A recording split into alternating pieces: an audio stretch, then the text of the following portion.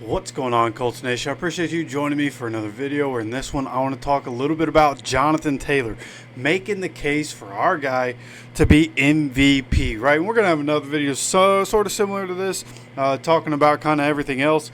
But I just wanted to go through Jonathan Taylor and go through what he's doing, how incredible it is that he is doing what he's doing. Like, the numbers that he's putting up are absolutely ridiculous, right? And obviously this year, with all the touchdowns he's scoring, that's why he's really in the MVP conversation, right? And of course, the MVP, typically a quarterback award. If you see me looking up, just know it is the bottom of the 14th inning in the World Series right now, tied 5-5. Incredible game going on. I'm just peeking to see what's happening. But as I make the case for Jonathan Taylor to win the MVP, even though it's a quarterback award, it just feels like there's not really quarterbacks separating themselves. And all, I mean, Colts are the best team in the NFL right now, record-wise, the best team in the NFL. And, like, generally it would be, like, the best quarterback or the quarterback from the best team in the NFL that's going to win the award, right? Like, and not always exactly works out that way, right? Lamar's put up insane numbers. Ravens have been really good. Last year, Bills won a lot of games. Josh Allen gets it. Mahomes, the times that he got it, you know, he's putting up great numbers. Kansas City, you know, one of, if not the best team in the NFL. So, like, yeah, that's generally how it's going to go, as a quarterback for the best or one of the best teams. And right now, Daniel Jones has his own conversation for MVP for sure. He has 17 total touchdowns this year, which I believe is, when you add rushing and passing touchdowns, I believe he's fourth in the NFL, fourth or fifth in the NFL in terms of total touchdowns for quarterbacks. He's on pace for like 4,300 yards, 28 touchdowns, 6 interceptions, over 100 QBR, or quarterback rating, whatever is the difference, QBR and quarterback rating. But nonetheless, Daniel Jones is making his own case, but Jonathan Taylor has been absurd. Like, the numbers are insane. And he's not even getting, like, when you think about 2021, in 2021, Jonathan Taylor put up ridiculous numbers. He was getting so much volume that season, right? Touching the ball 22, 25, 30, 32 times in a game he would touch the ball. And he carried us. That Carson Wentz season, he carried us for a lot of it. We only won 9 games. We missed the playoffs. He carried us through a lot of that season and was incredible.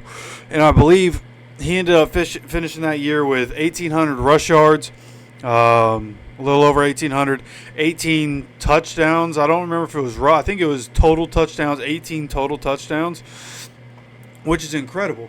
And last year, people were talking about with Saquon. You know, Saquon goes over 2,000 yards. Saquon ends up with 15 touchdowns. Like, what Saquon did last year was incredible. And he was in the conversation for MVP. Just turns out that Josh Allen and Lamar Jackson both put up ridiculously stupid numbers throughout the entirety of last season. So, of course, they end up getting that. So, like, Offensive Player of the Year with Puka Nacua being out, like, Jackson Smith and Jigba for the Seahawks is definitely going to be in the conversation. He's balling out every single week. The Seahawks being on bye definitely helped us out in terms of getting JT more into that conversation. JSN, what he's doing every week, you know, that calmed down a little bit, but JT still went off, so he's rising in that conversation. When JSN comes back, there's definitely going to continue to be some conversation of who it's going to be. Puka's coming back, and of course Puka's been really good. So Jonathan Taylor going to have to continue to perform, and the way the schedule is, there's going to be opportunity going against the Steelers. Steelers defense hasn't been incredible. Falcons, even though apparently they have the number one scoring and total defense, I don't know how that works out. Just watching the Falcons are very hot and cold as a team, but they seem very gettable. And honestly, I don't know if anybody's stopping our offense. Like, it just, the way the offense looks, the way the offensive line is blocking, I don't know if there's anybody stopping what we're doing on offense from week to week. Passing the ball, running the ball, a lot of things work for the Colts. And Jonathan Taylor, this year, talked about the volume. The most volume he has in a game this year is a Denver game when he had 25 carries for 165 rush yards. He also had 2 catches for 50 yards and a touchdown.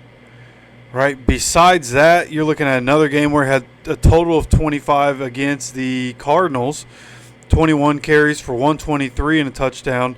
He also had 4 catches for 14 yards. Other than that, those are the only 2 games this season where he has more than 20 carries. He got pulled early in the Dolphins game, got pulled early in the Tennessee game, got pulled early in the Las Vegas game, and got pulled early in the other Tennessee game. So Jonathan Taylor, for all intents and purposes, has already had a bye week. When you think about numbers compared to other running backs, some running backs are below him because they've taken a bye week. He's basically taken a bye week. He's had an entire game's worth of time off, and he still leads the league in rushing yards. Right, and for that matter, I believe he actually leads in carries. That may or may not be true at this point.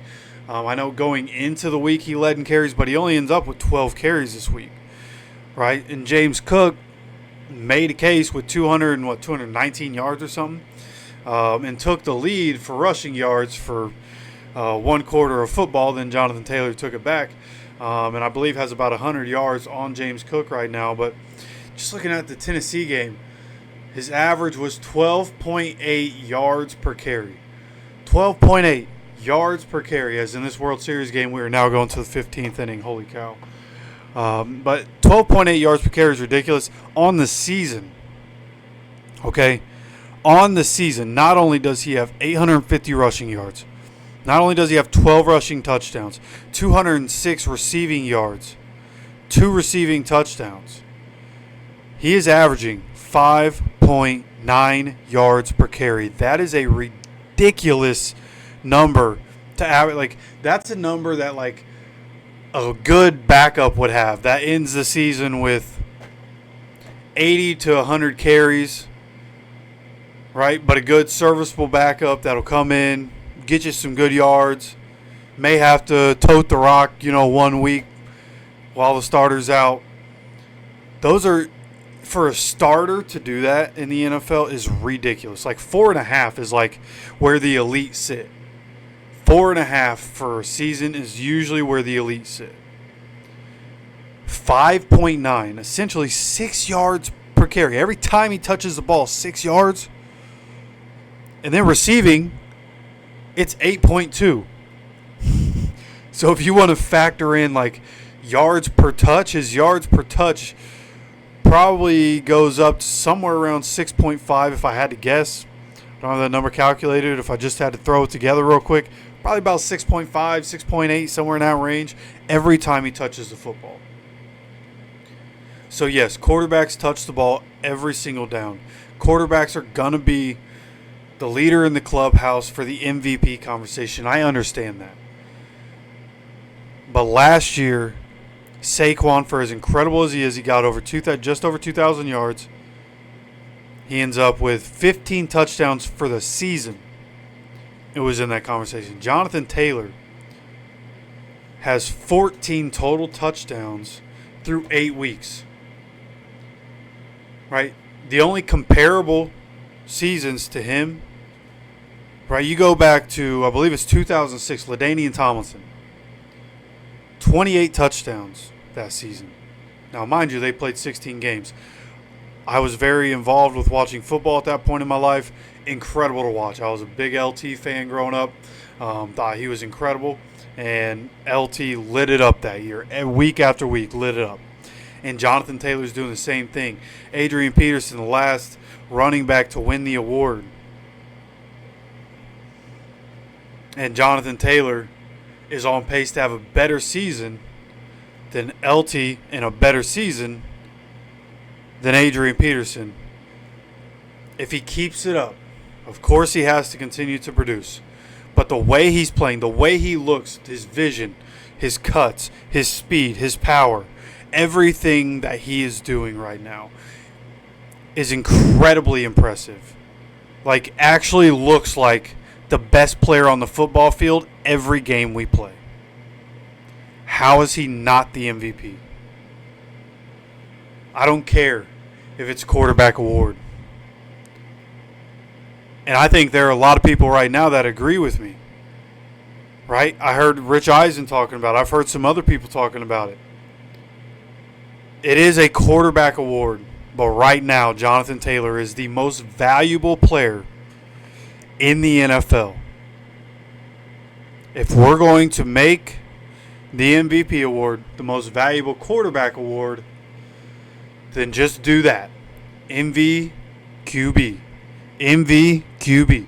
If we're not doing that, Jonathan Taylor is at the front of the table. He is the head of the table. He is Roman Reigns. For any of my WWE fans out there, he is Roman Reigns, the head of the table in the NFL right now. There's nobody playing better football on a weekly basis than Jonathan Taylor. And if we didn't have to sit our starters for a whole game's worth of quarters at this point because we're putting belt to ass so bad, then Jonathan Taylor and Daniel Jones, for that matter, and the other starters, their numbers would be even more ridiculous than they already are.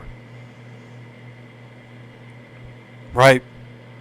Jonathan Taylor, if Jonathan Taylor hadn't sat out, now of course we're playing inferior opponents.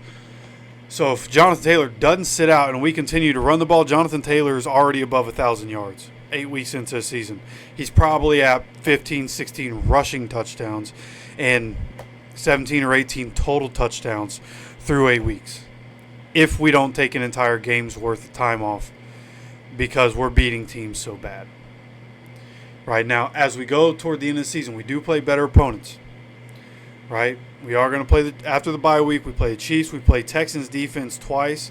Texans defense, their offense, hot and cold, kind of depends who they play, in my opinion. Their defense is very for real. Jaguars defense has been up and down, not great as of late, so we'll see there. So there's going to be some potential for teams to maybe slow down the offense. We'll see, right? And until that happens, we got the Steelers coming up, a very susceptible defense. We might be able to get the defense for the Steelers and the Falcons in Berlin. I think we can get them too, and we're definitely going to have more conversations, definitely some things to talk about as we go into Pittsburgh. Colts going into Pittsburgh, traditionally not great for the Colts, but right, this is a different Colts team, so we're going to look into some things. We're going to talk about some things. Plenty of content to come through the week, so make sure you guys are subscribed with notifications on so you get notified when we do drop any content. Make sure to hit that like button for me. Great for the algorithm, great for the channel. Helps us expand here as we come up on 3,000 subscribers. Please help me out there. And, of course, I appreciate you guys so much for stopping by for another video. And, as always, take care of yourself, take care of each other, and go Colts.